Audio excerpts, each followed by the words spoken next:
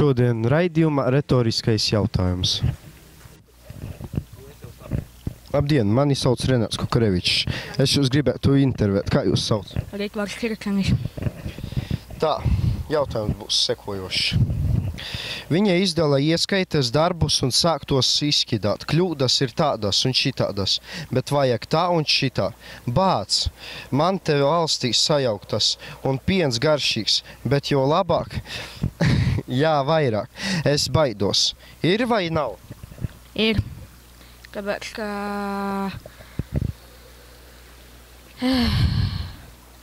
Nezinu atbildi. Grūti atbildēt? Es pats uz šito jautājumu neatbildētu. Otro? Labi. Šitais būs vieglāks. Jeb arī varbūt tik tiešām mūsdienu līmenis ir mazliet zemāks nekā es varu iedomāties. Lai gan no otras puses, pirmās puses mūsdienu jaunatne ir skaista. Ir tā?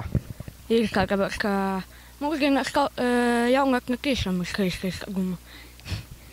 No. Viss, paldies. Ну и какого хрена ты меня снимаешь? Ребят, labdien! Нам тут Labdien, mani sauc Renāts Kukarevičs. Kā jūs sauc? Mani sauc Dairis.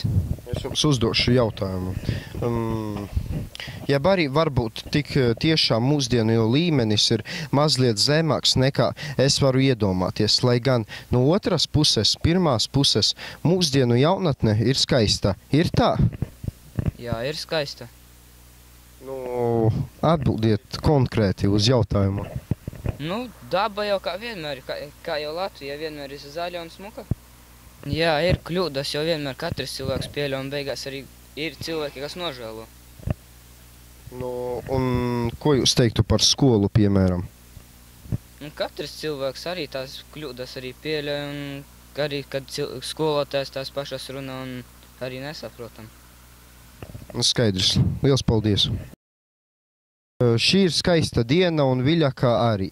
Bet vai Balva ir zaļa un Rīgā ir zagļi? Ты сказал по-русски будешь говорить.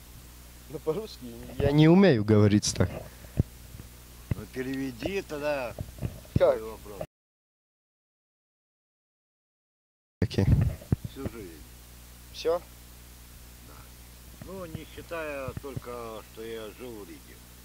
А, То есть я родился в Италии и с 6-летнего возраста я жил в Виликах. ясно. И